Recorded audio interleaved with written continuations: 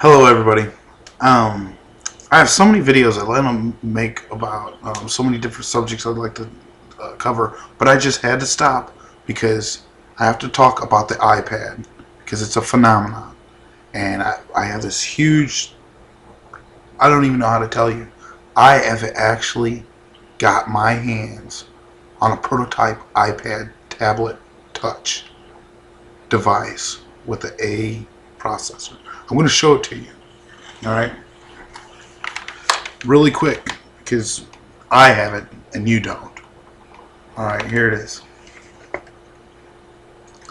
Oh, wait, that's not the iPad. That's a Tandy 102. It has these little buttons. Well, I can't. It won't unlock. No. Okay.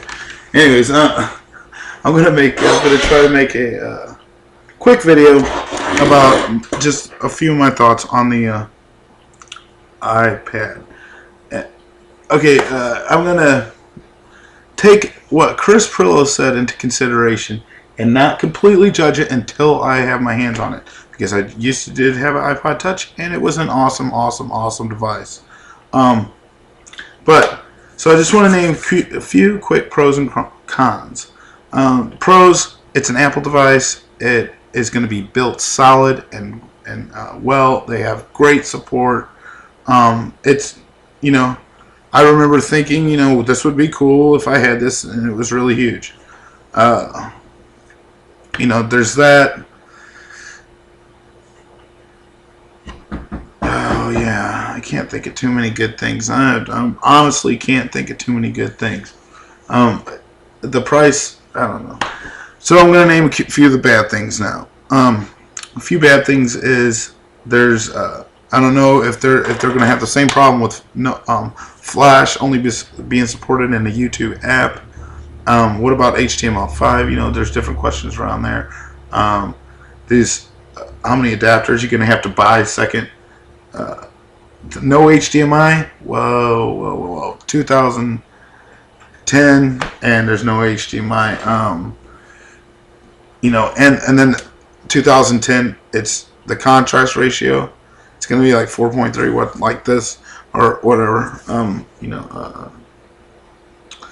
And my biggest thing is if they say it confirms my previous speculation that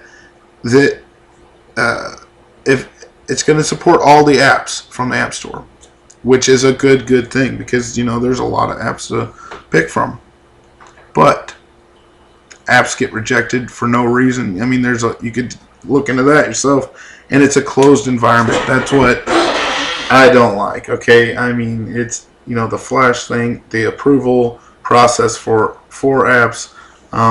And you could argue that it's their standard; they're setting high standards. Well, it makes me feel like I truly don't own the device. Apple owns the device. It's like being stuck in a perpetual toss agreement. I'm an open source kind of guy. I like the freedom and sharing of thoughts, and I think. Apple puts a fence, with a really weird locks or something. I don't know. It's probably going to be a really awesome device. It can't compare to an e-ink reader because I don't think the refresh rate is really a high concern to somebody who's actually going to read 500-600 page novel or more. So that's just, I don't even know. It's more, to me, would be competing on the side of netbooks and stuff like that. But again, brings me back. I could choose what to do with the netbook. If somebody wants to install, if I buy a XP and pre-installed or Windows 7 starter netbook from Walmart, if I want to, I can install any application, any browser I want online. And if I don't like that, I can install a different variant, a Linux or Android or something like that. And the closed thing, that's my biggest thing. My biggest argument is it's closed. And the approval process has already been shaky with that. And they're wanting to get in on the market. They're going to get in on the market. And one last thing to all the fanboys is let's think logically with reason and stuff like that, because Ubuntu, Windows 7, Vista, I've had I got Apple stuff downstairs, what has the most market penetration? Windows. I mean, there's more Windows desktops out there. Do I like that? The huge the juggernaut that Microsoft is, or is now not no more, because I think Google's stepping it up to directly compete with them. And Apple, I mean, the best part about this, good or bad, your opinion, my opinion, on the device, which I think it's going to be one of those markets, just like the Kindle is. It's going to be a good quality device for a certain type of user.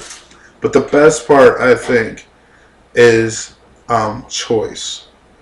If we only had one manufacturer, here's a Tandy, right? And here's a Commodore 64. Okay.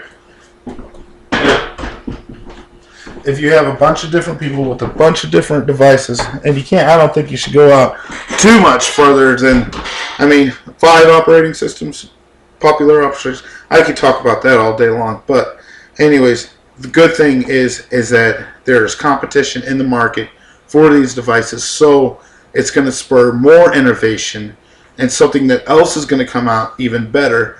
And that's, that's why I support Linux, because then a lot of people could get in on it. So, my thoughts on that. So, I'll have to wait for it to come out, and I'll give it a test drive, and we'll see. Until then, I'm going to write a book on my Tandy 102. Peace.